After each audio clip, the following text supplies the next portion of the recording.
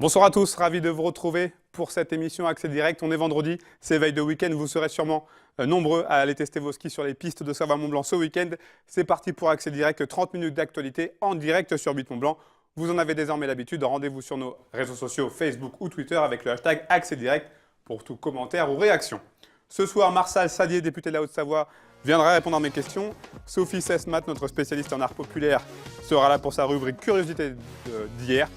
Et enfin, en fin d'émission, nous serons en direct du marché de Noël avec Camille Copin pour sa rubrique Dans mon calepin. Salut Pauline. Salut Seb.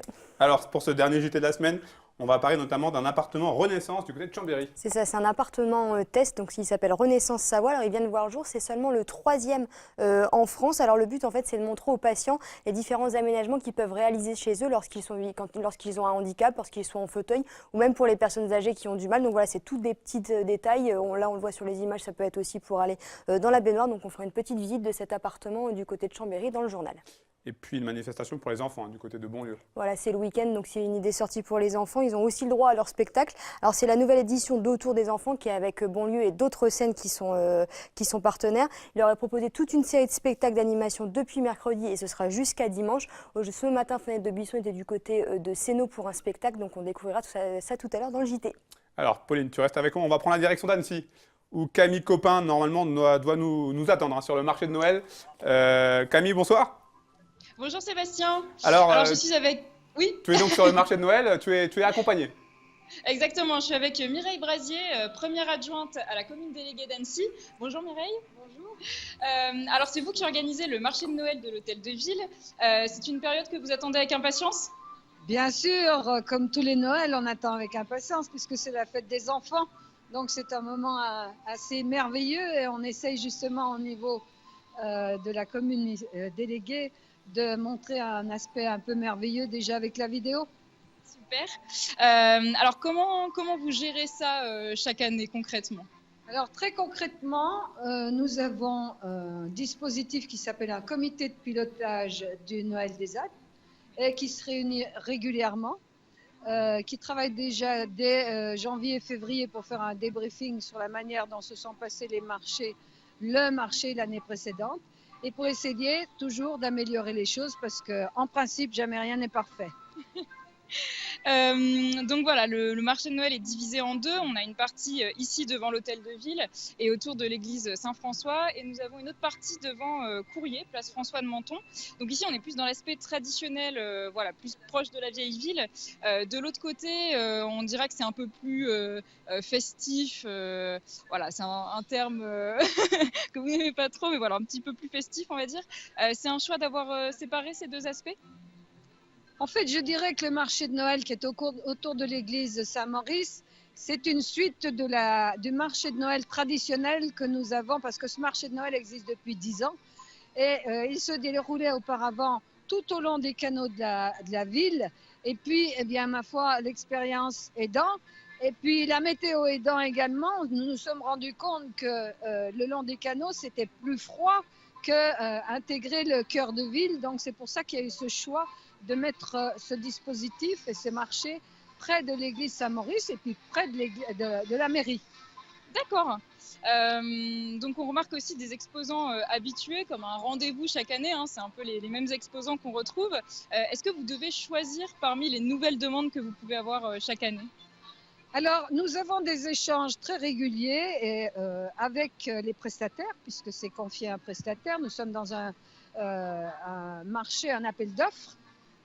Et c'est le prestataire, c'est le travail du prestataire que de nous faire des propositions que nous validons ou non, parce que nous avons aussi des demandes qualitatives, des demandes de produits locaux, de produits artisanaux très particuliers, et qu'on a une tolérance au niveau régional, mais pas plus, j'allais dire. D'accord. Et voilà, donc on est devant l'hôtel de ville où est projeté le spectacle Son et Lumière en attendant Noël, qu'on voit juste derrière. Donc c'est diffusé tous les jours de 17h à minuit. Pour vous, c'est devenu un incontournable ? Absolument, dans la mesure où c'est un lieu emblématique. Notre mairie et que l'exercice qui permet de découvrir la façade de cette mairie, justement qui est une façade très travaillée, est un outil de réflexion, de travail, de proposition de ce vidéo mapping extrêmement intéressant pour ceux qui s'y intéressent. Et que chaque année, eh bien, l'objectif numéro 1, pour moi du moins encore cette année, ça a été les enfants. Et le soir de l'ouverture, mon objectif c'était qu'il y ait un tas d'enfants qui s'amusent devant cette vidéo. Super, en tout cas c'est le cas, hein. J'en ai croisé quelques-uns là-bas qui s'amusaient. En tout cas, merci beaucoup d'avoir été avec moi pour cette interview. Nous, on va se réchauffer avec un petit vin chaud avec modération. Et on se dit à tout à l'heure Sébastien pour la suite des événements du week-end. Merci Camille, à tout à l'heure dans mon calepin. À tout à l'heure. Pauline, on passe à la revue de presse, comme il est de coutume. On commence avec des Savoyards ou des Hauts-Savoyards qui n'ont pas froid aux yeux. C'est ça, c'est ce qu'on appelle des hommes volants. Alors, ils sont équipés d'une combinaison ailée, ça s'appelle la fameuse wingsuit dont on parle beaucoup. Alors, leur nom, Fred Fugain et Vince Réfé. Alors, ils sont jetés d'une falaise, ils se jettent régulièrement d'une falaise ou d'un avion. C'est selon pour quelques petites minutes de sensations fortes. Alors, ils sont associés depuis 15 ans. C'est les 2 triples champions du monde de parachutisme free fly. Alors, depuis de longs mois, en fait, ils ont tenté une expérience et notamment, en fait, de se jeter directement d'un avion, ce qui est déjà très dangereux en soi. L'expérience s'appelle A Door in the Sky. Je vous propose de regarder un petit peu une petite vidéo. C'est assez impressionnant de ce qu'ils font. Attention, attention, go!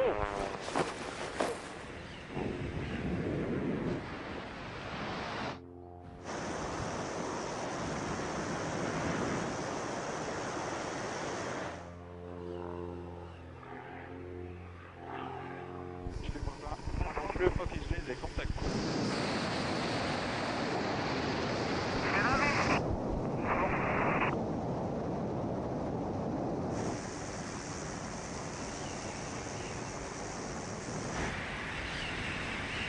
Ok, vous pouvez voler sur moi.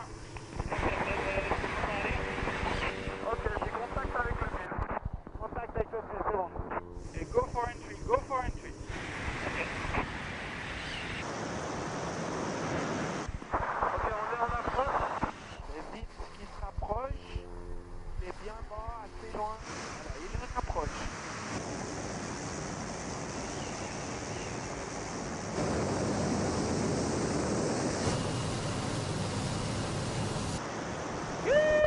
Okay, we've got one. Ready for the second one.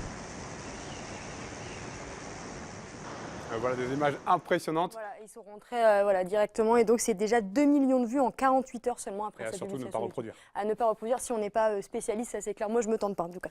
On connaissait les perles du bac, voici les perles entendues sur les télésièges. Exactement, c'est les discussions entre skieurs qui peuvent être cocasses. Alors j'ai le livre avec moi, c'est un article de nos confrères de France 3. Alors depuis 2013, c'est 3 Hauts-Savoyards qui collectent ces drôles de petites phrases prononcées sur le télésiège. Alors, elles ont d'abord été publiées sur Facebook et désormais elles sont donc dans un livre avec une préface tout de même de Tessa Worley quand même. Donc il y a quelques perles et donc Léo nous raconte par exemple que tout a commencé le jour où son frère a raconté ce qu'il avait entendu du côté d'Avoria. Alors il dit c'était sur le télésiège de Proclou, mais qu'est-ce qu'ils font de toute cette neige l'été? Voilà, c'est cette première phrase qui a tout déclenché, c'est véridique. Il y a des touristes qui, alors c'est peut-être pas des touristes d'ailleurs, mais des gens qui pensent ça. Donc l'été, non, il n'y a pas de neige, hein, donc on le dit bien. Et donc voilà comment ils ont eu l'idée. Ils ont d'abord lancé cette page Facebook. Alors là, j'en ai choisi deux petites quand même. Alors il y en a des mignonnes parce qu'en fait il y en a dites par des enfants, donc c'est classé piste verte, piste bleue, etc. Et là, il y a un enfant qui dit: papa, pourquoi dans le télésiège il y a le mot télé alors que sur le siège il n'y a pas de télé? Bon. Et ben, en tout cas, l'idée est lancée. On pourrait pourquoi pas mettre effectivement une télé. Et alors là, carrément, il y a de temps en temps, il y a quelques petits dessins. Alors là, il y a une dame qui dit: mais il n'y a jamais de réseau ici, je ne peux pas poster mes photos. Sa copine lui répond: c'est clair, avec tous ces pylônes et le prix du forfait, il pourrait au moins mettre un réseau Wi-Fi. Alors, c'est très drôle, mais en même temps, il y a quelques pistes de ski où il y a du Wi-Fi. Donc finalement, elle n'avait pas si tort que ça, la dame, au moment où elle a dit cette phrase. Et toi, Seb, tu t'es intéressé à un drôle d'engin aussi, on reste Oui, dans un la neige. accessoire de rigueur aujourd'hui avec les gros flocons qui sont tombés notamment en plaine. Pauline, est-ce que tu connais le turbopelle? Pas du tout. Alors c'est un appareil qui permet de déneiger, c'est un appareil domestique qui permet de déneiger avec un déneigement 3 fois plus rapide qu'un déneigement manuel. Vous voyez sur ces images, le turbopelle est un appareil électrique et léger et silencieux. Donc ça peut être une idée de cadeau de Noël pour cet hiver, on ne sait pas. Ah bah Après, oui, ça reste quand même un investissement assez lourd. Pour les quelques fois où il neige en pleine, je ne sais pas si ça vaut vraiment le coup, mais en tout cas, c'est un objet assez sympathique. Voilà, pour une copropriété, pour déneiger le parking, Voilà. ça peut être sympa le matin. Et puis Jean-Luc Mélenchon, on reparle de lui. Il était hier sur France 2, on reparle de lui ici. Oui, L'Insoumis, c'est le nom d'un film documentaire réalisé par le Haut-Savoyard Gilles Perret, que nous avions reçu sur ce plateau le 7 novembre dernier. Un film sur Jean-Luc Mélenchon. Le réalisateur haut-savoyard a suivi le candidat malheureux à l'élection présidentielle pendant sa campagne présidentielle. Un documentaire de 52 minutes qui a été projeté en avant-première à Torrenglières cette semaine et qui a remporté un franc succès. Plusieurs projections sont prévues en Haute-Savoie avant une sortie nationale le 18 février prochain. Merci Saïd. Pauline, à tout à l'heure. À tout à l'heure. Allez, on passe à notre invité du jour. Je reçois ce soir Martial Sadier. Prenez place. Alors, vous êtes député de Haute-Savoie, vous avez plein de casquettes. On va parler de l'eau. Non, j'ai plus beaucoup. Vous n'avez plus beaucoup de casquettes, justement, avec la fameuse loi du cumul des mandats. Voilà. On va parler de l'eau, un dossier brûlant qui vous tient particulièrement à cœur, puisque vous êtes président de la commission locale de l'eau. Qu'est-ce que c'est que d'ailleurs cette commission? Alors, c'est une commission qui réunit à la fois des élus, la moitié, 80 personnes, donc une quarantaine d'élus, l'autre moitié partagée entre les services de l'État, et puis surtout les usagers de l'eau. Alors, les usagers de l'eau, ça va de ceux qui représentent la neige, on vient de parler de la neige, mais il y a aussi les décolteurs, il y a ceux qui veulent faire du kayak, les pêcheurs, les associations environnementales. Et ces 80 personnes, depuis 7 ans, ont travaillé à écrire ce qu'il faut faire et pas faire dans les 30 ans qui viennent dans le bassin versant de l'Arve. Alors, avant de développer plus en profondeur cette thématique, on est en liaison avec Fanette de Buisson, qui est en direct de la préfecture de Haute-Savoie, où a lieu cet après-midi un point presse concernant la nouvelle version du plan de protection de l'atmosphère dans la vallée de l'Arve. Fanette, bonsoir. Bonsoir Sébastien. Alors, est-ce qu'on a appris quelque chose de précis? Alors, je suis effectivement dans la salle où a eu lieu tout à l'heure, Martial Sadier d'ailleurs va pouvoir t'en parler, où avait lieu le 3e comité de pilotage pour la révision du plan de protection de l'atmosphère de la vallée de l'Arve. Martial Sadier co-anime un des 8 groupes de travail qui travaillent justement à élaborer ce 2e PPA. 300 personnes participent à ces groupes de travail. Alors aujourd'hui, il a été question de diagnostic. Diagnostic sur le territoire d'aujourd'hui, diagnostic sur le territoire dans 5 ans. On prévoit notamment 165 000 habitants dans la vallée de l'Arve d'ici 2022 et chaque année ce sont 20 à 30 hectares qui seront urbanisés en plus. Donc c'est à prendre en compte pour élaborer ce nouveau plan de protection de l'atmosphère. Le prochain comité de pilotage sera un peu plus concret, il aura lieu le 29 janvier prochain et là il sera question des objectifs de ce PPA2 et chaque groupe de travail devra aussi porter une mesure phare pour ce nouveau document de travail. Alors, il est notamment question d'interdire complètement l'écobuage dans la vallée, de réformer le fonds herbois ou encore de diminuer l'incinération des déchets. Il n'est pas question, par contre, par exemple, de fermer des sites industriels ou l'incinérateur en fond de vallée. Et ce PPA sera ensuite arrêté au mois de mars et porté à enquête publique au mois de septembre dans les 31 communes de la vallée de l'Arve. Donc il y a encore un peu de travail pour les différents acteurs qui sont réunis. Donc il y a les collectivités, les associations, les services de l'État évidemment, et puis les acteurs, les professionnels. Et parallèlement, pour finir, à ce PPA, Martial Sadier va également pouvoir t'en parler, le préfet a jusqu'au 31 mars pour présenter des mesures rapides et concrètes à Nicolas Hulot, des mesures qu'il faudra mettre en place en parallèle de ce PPA, même s'il y aura certainement des cohérences à apporter entre ces mesures. Merci beaucoup Fanette pour ce point précis. Martial Sadier, on l'a vu avec Fanette. Vous étiez cet après-midi à la préfecture. Oui. Que ressortir de ce comité de pilotage? Ça avance bien, on tient le calendrier. Moi, j'anime la commission déchets, revalorisation, ressources. Et on a un calendrier très précis, puisque vous savez que le Conseil d'État a demandé à la France et au gouvernement, donc à Nicolas Hulot, de rendre une copie pour fin mars. Donc, comme cela a été rappelé, nous avons une réunion le 29 janvier où chaque groupe de travail devra venir avec des propositions cette fois concrètes, de manière à ce que la Haute-Savoie, comme tous les autres départements concernés par les enjeux de la qualité de l'air au niveau national, fasse remonter au ministère. Et moi, je suis président du Conseil national de l'air. On a un Conseil national de l'air qui est prévu dans les 15 premiers jours de février avec Nicolas Hulot pour donner notre avis sur la copie que le gouvernement rendra au Conseil d'État. Donc on est bien dans le calendrier. Je rappelle qu'on est en France le territoire qui est le plus avancé sur ces sujets de la qualité de l'air. Alors, revenons-en au dossier de l'eau. On va parler du SAGE, le schéma d'aménagement et de gestion de l'eau. Même question que tout à l'heure, qu'est-ce que c'est? Alors, on a décrit tout à l'heure un petit peu qui a travaillé. Et qu'est-ce que c'est? Schématiquement, les gens ont à l'esprit le fameux SM3A, qui a été fondé par Michel Mélan. J'ai eu l'honneur de le présider. Aujourd'hui, c'est Bruno Forel, le maire de Fillinges. Et schématiquement, quand les gens voient des pelles mécaniques ou des travaux concrets qui se réalisent sur l'arbre, c'est le SM3A. Mais pour que ces travaux soient bien pensés et qu'on ne fasse pas n'importe quoi, il faut qu'il y ait une structure en amont qui réfléchisse à 20, 30 ou 40 ans à ce qu'il faut faire ou ne pas faire pour que dans 20 ou 30 et 40 ans, il y ait encore de l'eau en qualité et en quantité. Ben, c'est ça le SAGE. Et c'est un document qui sera opposable au tiers. Il est en enquête publique en ce moment, du 22 novembre au 22 décembre. Vous pouvez le consulter en mairie, les gens peuvent le consulter en mairie, sur le site internet. Et on a identifié 4 ou 5 grandes priorités qui sont dans ce document. Et lorsque l'on arrivera au bout de la procédure, au printemps prochain, eh bien, ce sera inscrit dans le marbre de la vallée de l'Arve. Justement, cette enquête publique, pourquoi l'avoir mis en place? Parce que c'est la procédure. Ce SAGE, moi je l'ai porté depuis le début, je l'ai défendu, l'État nous a reconnus dans ce périmètre, mais ce n'est pas quelque chose qui tombe du ciel, c'est issu de la loi sur l'eau. Et ce périmètre aujourd'hui qui a été reconnu par le préfet nous a permis d'identifier les grandes ressources en eau potable, nous a permis d'identifier les grands enjeux sur la biodiversité, les grandes zones où l'Arve va déborder. On se rappelle tous de la crue il y a 2 ans, la crue centenale. Nous étions contents il y a 2 ans d'avoir des zones où l'Arve a pu aller dans des zones où ce n'était pas habité. On n'a pas eu de gros dégâts, on n'a pas eu de perte de vies humaines, qui est le plus important. Tout ça, c'est le travail en amont fait par le SAGE.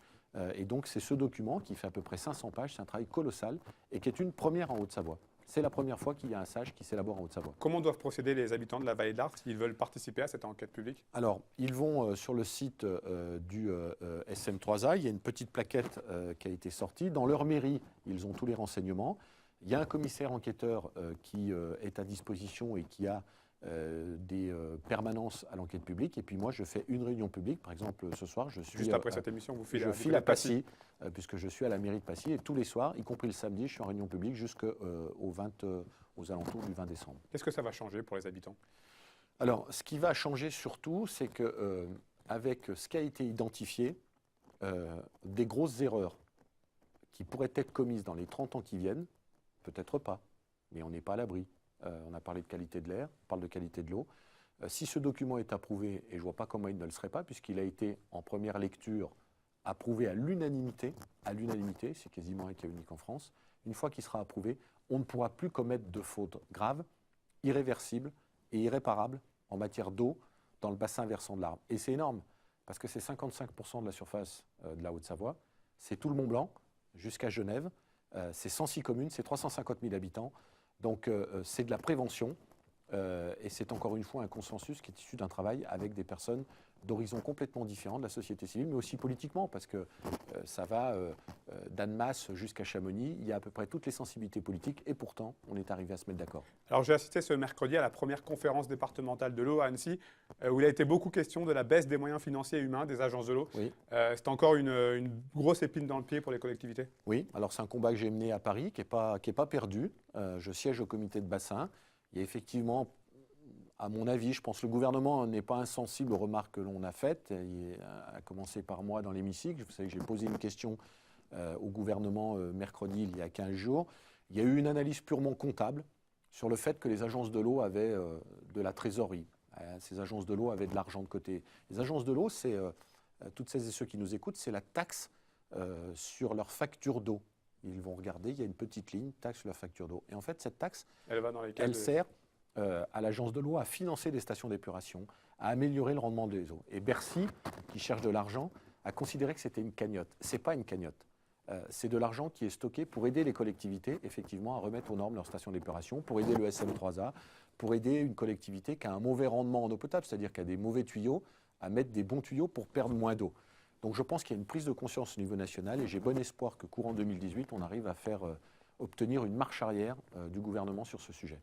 Rapidement, est-ce que vous avez le sentiment que la problématique de l'eau ne fait plus partie des priorités de l'État et du gouvernement? Je ne suis pas là, vous me connaissez, les Hauts-Savoyards me connaissent, je ne fais pas partie de ceux qui tirent à boulet rouge pour tirer à boulet rouge. Je pense qu'il y a une erreur qui a été commise, mais je pense qu'ils sont déjà en train de se rendre compte qu'il y a nécessité de corriger l'erreur. Donc si dans 1 an, à la même époque, vous me posez la question qu'il n'y a rien qu'à bouger, là, je vous dirais oui. Voilà. Mais j'ai bon espoir que dans l'année qui vient, on arrive à obtenir quelque chose de la part du gouvernement. Merci beaucoup, Martial Saddier. Merci à vous. Merci en tout cas d'avoir été sur notre émission. C'est moi qui vous remercie. À bientôt. Merci. J'accueille à présent Sophie Sesmat, notre spécialiste en art populaire, pour la rubrique Curiosité d'hier.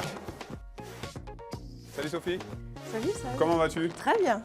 Alors aujourd'hui, on va parler notamment de dentelles un petit peu particulières. Oui, on va parler de la dentelle de Savoie. On va parler, j'avais envie d'arriver avec un mouchoir. Je trouvais que c'était un objet bien de saison, entre les Oui. rhumes et les grippes.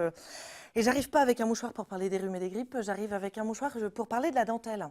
Pour parler de la dentelle qu'on a fait en Savoie et particulièrement à Tignes. Autrefois, les historiens se sont rendus compte que la dentelle a été faite à Tignes à partir du XVIIe siècle. Ah oui, c'est loin. Oui, c'est loin. Et à l'époque, eh bien, c'était des femmes paysannes qui faisaient de la dentelle avec un fil un peu grossier qui était un fil de chanvre qu'on appelle de la rite. Et donc, c'était une dentelle un petit peu grossière qui était faite. Et elles réalisaient avec ça eh bien de la dentelle au kilomètre. Alors, c'est vraiment, je vous en amenais un morceau, toc, toc, toc, on pourrait dérouler, dérouler, dérouler, dérouler. Vous avez compris, c'est pas des cols, c'est pas des plastrons, c'est pas des grands empiècements. C'est de la dentelle au kilomètre. Et justement, ça servait à quoi? Eh bien, les femmes ourlaient le bas de leur jupe avec ça. Elles réalisaient une partie de leurs costumes régionaux. C'est une matière qui est, même si elle était en fil de chanvre, c'est forcément de la seconde qualité. Ça leur coûtait quand même de l'argent de l'acheter. Et en fait, c'était vendu par les colporteurs. Les meilleures dentelières de Tignes, il y avait 20 dentelières en 1850. Et les 10 meilleures, eh bien, pendant la saison hivernale, donc là, maintenant, eh bien, elles partaient vivre à Turin pendant les mois d'hiver et elles allaient travailler eh bien, pour les riches de la cour de Turin. Et grâce à cela, eh bien, quand elles revenaient à la fin de la saison hivernale, elles revenaient avec de l'argent. Donc elles pouvaient elles-mêmes acheter de la dentelle, mais peut-être de meilleure qualité, pas en rite. Et puis, eh bien, les petites filles, à partir de 8 ans, elles commençaient à faire de la dentelle. C'était soit leur maman, soit les dames de la paroisse qui commençaient à leur apprendre. Donc c'est long, c'est fastidieux, parce qu'on fait ça sur un tambour ou bien sur un carreau. Donc vous savez, c'est avec des fuseaux, c'est plein de fils. Ah, c'est minutieux. Il y a plein d'aiguilles, il faut savoir s'y retrouver. Et en fait, à la fin, elles ont fini par créer une espèce de communauté. Une communauté de dentelières avec un saint patron qui s'appelle Saint François Régis. Et en fait, mon premier objet de ce soir, c'était pas la dentelle, c'est un flacon. Je suis venue avec un flacon qui est le flacon dédié au pèlerinage de Saint François Régis. Et c'est l'équivalent en fait de la bouteille qu'on récupère à Lourdes aujourd'hui et qu'on se dépêche de remplir. Saint François Régis, il a touché plein de sources du côté du Puy-en-Velay et à chaque fois, elles ont été dites miraculeuses. Donc quand on partait du côté du Puy-en-Velay en tant que dentelière prier Saint François Régis, on revenait avec son souvenir. Donc c'est les premiers souvenirs de pèlerinage. En voilà un exemplaire. D'accord. C'est très intéressant. Et puis, après, je me suis dit qu'il était temps, comme on s'approche de Noël, de commencer à vous parler un peu des santons. Santons, Ouais, les Santibelli. C'est bien ça? exactement. Ouais, regardez. Allez, je vous en prête un parce que j'en ai amené 2. Hop. Tac. Et voilà. Alors, Sacré boulot. ouais. Donc, comme vous le voyez, ça ressemble quand même à des santons XXL. Hein. C'est sûr qu'on a l'habitude des petits santons. Oui, c'est ça, les petits santons de la crèche provençale. On va te mettre là. Toc. Et en fait, ce sont des cousins italiens. Vous avez vu comment on prononce le nom, Santibelli. Eh bien, en fait, ce sont les colporteurs italiens qui arrivaient de Marseille, sont arrivés avec ça dans leur hotte. Et ils ont commencé à envahir les rues de Marseille et à crier à tout va dans les rues pour pouvoir vendre leurs marchandises. Santibelli. Et de fait, on n'avait pas de nom pour ces objets. Et on les a appelés Santibelli. Et c'est exactement, ils sont faits exactement comme les santons d'autrefois. C'est-à-dire que c'est de la terre cuite. Et puis par-dessus, on a mis des couleurs très vives. Alors vous voyez les santons de la crèche, des crèches provençales, ils ont tous des couleurs qui sont très vives. Et bien là, c'est exactement la même chose. Les Vierges Marie, elles ont la typicité d'avoir des petits bouquets qui sont faits avec des fils ou bien avec des petits morceaux de tissu, des petits morceaux de papier coloré.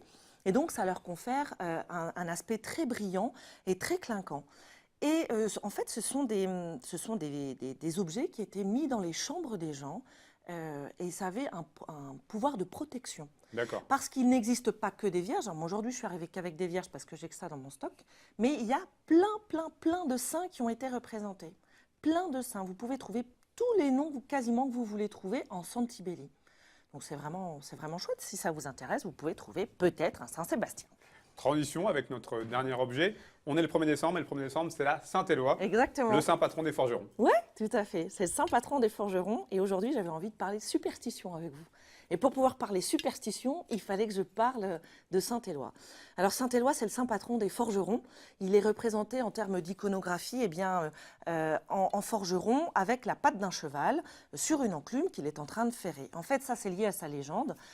Il était en face d'un cheval hyper récalcitrant qui ne voulait pas du tout être ferré. Il lui a coupé la jambe, il a ferré et il a repositionné la jambe et il a fait ça pour les 4 membres. D'où la légende de Saint-Éloi, où il est représenté avec la jambe d'un cheval en train d'être ferré. Et en Savoie, eh bien, il y a des superstitions qui sont très tenaces, qui sont liées au fer à cheval. Alors, il y en a 2 particulièrement que j'avais envie d'évoquer avec vous ce soir. La première, c'est celle de clouer le fer à cheval sur sa porte. Vous le connaissez. Mais est-ce que vous savez dans quel sens est-ce qu'on cloue son fer à cheval? Eh bien, dans ce sens-là. Parce que si vous clouez dans ce sens-là, eh bien, on dit que le bonheur va tomber. Donc il faut absolument. C'est facile dans le côté. Ouais, voilà. Donc là, vous voyez, ça fait un petit réceptacle. C'est le réceptacle pour le bonheur. Du bonheur. Exactement. Et là, le deuxième truc. Autrefois, on avait l'habitude de dire que lorsqu'on trouvait un fer à cheval sur un chemin, eh bien, ça portait la bonne fortune. Alors, sur les coups, les gens ne savaient pas vraiment pourquoi. Eh bien, simplement parce que quand on retrouvait un fer à cheval sur la route, eh bien, on pouvait aller le revendre auprès d'un forgeron qui vous le rachetait. Et vous gagnez encore plus d'argent si votre fer à cheval, il avait encore des clous. Pourquoi? Parce qu'en fait, le forgeron, il vous rachetait aussi les clous. Comme c'est très long et très fastidieux à faire, eh bien, vous gagnez plus d'argent lorsque vous revendiez le fer à cheval avec des clous. Merci en tout cas, Sophie, pour tous ces bons conseils. On te retrouve en 2018. Et puis, on n'oublie pas ton site internet. Ouais, super. Merci beaucoup. Bonne soirée. À bientôt. À bientôt. Allez, pour aller jusqu'à la fin de cette émission, on va reprendre la direction d'Annecy et du marché de Noël avec Camille Copin qui nous attend pour sa chronique Dans mon calepin. Oui, Seb, tu m'entends? Je t'entends, je t'écoute. Super. Alors oui, je suis en direct du coup du marché de Noël de l'Hôtel de Ville. J'ai laissé Mireille Brasier vaquer à ses occupations. Donc j'ai quelques rendez-vous à vous proposer pour ce week-end. Donc le premier, c'est le Rock on Snowboard Tour à Tignes en Savoie. Donc on vous propose de tester le nouveau matériel, les nouvelles boards, les nouveaux skis. Les marques seront là pour vous conseiller sur les tailles, sur ce qui peut vous convenir ou non, et le type de réglage aussi que vous pouvez faire, puisque ça... Voilà. Le village de marque est ouvert à tous. En revanche, si vous souhaitez tester le matériel, il faut bien vous inscrire. Et sachez que les tests se passent entre 9h et 15h. En moyenne, vous avez 1 heure pour garder le matériel et vous pouvez l'échanger si vous voulez tester une autre marque. Voilà, donc il y a une bonne ambiance, de la bonne humeur. Ça permet de refaire un peu le plein d'énergie. Et puis vu qu'il a neigé là très récemment, il neigeait encore ce matin. Voilà, ça promet d'être de la bonne neige. Je continue avec des marchés de Noël puisque du coup ce week-end c'est le marché de Noël à la Balle de Sillingy en Haute-Savoie. Donc ça commencera dès demain 15h et ça finira dimanche à 17h. Il y aura 30 chalets d'artisans, de commerçants et d'associations, des produits gourmands, des idées cadeaux, de la déco de Noël. Il y aura un petit peu de tout, des animations également avec un lâcher de lanternes, démonstration de sculpture sur glace, maquillage pour enfants, concerts. Sachez qu'il y aura également un cinéma théâtral samedi à 15h à l'Espace 2000. C'est à 4 € et la billetterie ouvre 45 minutes avant le début du spectacle. Voilà, donc c'est un marché de Noël gratuit, ça peut être l'occasion d'y faire un petit tour. J'ai les doigts congelés donc je n'arrive pas à changer de fiche. Il fait très froid à Annecy. J'enchaîne avec un autre marché de Noël. C'est le Noël des artisans d'ici et d'ailleurs à Thonon-les-Bains, en Haute-Savoie. Donc ça commence ce samedi, ça se termine le dimanche 7 janvier. Donc vous avez bien le temps d'aller y faire un tour. Ça se déroulera à la Place des Arts. Il y aura des gourmandises, pain d'épices, marrons chauds, etc. Tout ce qu'on retrouve sur un marché de Noël traditionnel. Également un parcours fléché pour découvrir les illuminations interactives qui sont au cœur des rues du centre-ville. Il y aura également une patinoire, des balades à poney. Et chaque samedi, les parades envahissent le centre-ville, donc c'est l'occasion de découvrir un petit peu tout ça. Et évidemment, c'est gratuit. L'avant-dernier événement que je vais vous proposer, c'est autour des enfants, donc dans la commune nouvelle d'Annecy. Les organisateurs sont Bonlieu Scène Nationale, l'Auditorium de Sénaux, le Rabelais et le Théâtre Renoir. Donc ça a commencé ce mercredi, ça se termine ce dimanche. Donc vous avez encore un petit peu de temps pour découvrir des spectacles dans les cinémas, médiathèques, MJC, etc. de la commune nouvelle d'Annecy. Il y aura du cirque, de la danse, de la musique, du théâtre, mais aussi des jeux, de la bande dessinée, des ateliers. C'est vraiment quelque chose de très complet pour les enfants. Et si vous voulez faire un petit geste pour la planète et faire durer le plaisir, vous pouvez prendre le bus puisque Cibra est partenaire et des spectacles seront joués à bord samedi et dimanche matin avec la compagnie Sylvie Santi. Et mon dernier événement, Sébastien, c'est la journée énergie à Salanches, dimanche 3 décembre. Donc ce dimanche de 10h à 18h, c'est gratuit. Je vous donne rendez-vous au Centre de la Nature Montagnarde à Salanches pour partir à la découverte des énergies renouvelables avec une conférence de de l'invité d'honneur Louis Palmer. Il y aura des ateliers créatifs, des stands de bricolage, des prototypes de fours solaires, pas mal aussi de personnes pour parler rénovation et transition énergétique comme les ambassadeurs Enerbalp ou Innoval. Voilà, et toutes les informations sont à retrouver sur rencontrealpine.org. Et puis j'ai une petite surprise, j'ai une invitée avec moi, donc qui est Joanne Lafont. Joanne, que j'ai perdue. Bonjour Joanne. Alors vous tenez le stand de la petite cabane à sucre de Québec. Ça fait quelques années qu'on trouve votre stand sur le marché de Noël ici. Pourquoi Annecy ? Parce que, premièrement, la situation géographique, très bien située comme ville, une très belle ville avec les montagnes, le lac et les gens. Donc les Annéciens sont sympas. Pardon? Les Annéciens sont Oui, sympas. très, très, très gentils. Aussitôt qu'on a besoin de quelque chose, ils sont toujours là pour nous. Fait qu'ils sont là pour nous aider. Fait qu'ils sont très, très, très gentils. Beaucoup ici. Le Québec est à l'honneur cette année, donc il y a des spectacles du cinéma québécois, des spécialités culinaires comme la poutine ou les queues de castor. Qu'est-ce qu'il faut absolument acheter si on vient sur votre stand ? Naturellement, notre produit national qui est le sirop d'érable et ses dérivés, tartinade à l'érable, biscuits à l'érable, marinade à l'érable. On a de tout, mais tout à base de sirop d'érable. Voilà, c'est ce que j'allais dire. Et vous, est-ce que vous avez testé nos spécialités comme la raclette ou la fondue ? La raclette, j'ai aimé la raclette. Délicieux, vraiment délicieux. Super. Eh ben parfait. Eh ben merci beaucoup. Bonne continuation sur ce marché de Noël. Merci beaucoup d'avoir été avec moi. Merci également à François Pirot qui est derrière la caméra pour la technique. Et puis Sébastien, tu me retrouveras la semaine prochaine sur un autre marché de Noël. Je ne sais pas encore lequel, mais je te dirai tout ça. Et puis sinon, on se voit lundi au bureau. Merci Camille et puis bravo pour ton premier duplex. Merci. Au revoir. Allez, on approche de la fin de cette émission. Pauline, tu es de retour sur ce plateau, le JT, juste après cette émission, avec 2 titres, notamment un appartement témoin du côté de Chambéry. C'est ça, c'est un appartement en fait test qui s'appelle Renaissance Savoie. Alors le but c'est de montrer aux patients les différents aménagements qu'ils peuvent réaliser chez eux lorsqu'ils ont un handicap, lorsqu'ils sont en fauteuil roulant ou pour les personnes âgées tout simplement pour leur faciliter la vie. Donc c'est un lieu qui est rare en France, on a seulement 3, donc on fera une petite visite tout à l'heure dans le JT. Et puis Camille a évoqué dans son agenda une fête des enfants à Bonlieu. C'est ça, les enfants aussi ont le droit à leur spectacle, il n'y a pas de raison. Alors pour cette nouvelle édition d'Autour des enfants, il leur est proposé toute une série spectacle depuis mercredi et jusqu'à dimanche. Fanette de Buisson a assisté à l'un d'entre eux du côté de Sénaux ce matin, donc on en parlera tout à l'heure dans le JT à la fin du journal. Merci Pauline, à tout de suite. C'est fini pour cette semaine, ce fut un plaisir de vous accompagner tout au long de cette semaine sur ce plateau d'Accès Direct. Merci pour votre fidélité à nos programmes, merci à toute l'équipe. Lundi, vous retrouverez Emmanuel Jaude, notre revenant, à cette même place. Tout de suite, vous avez donc rendez-vous avec le JT de Pauline Courceau. Très très bonne soirée sur 8 Monde.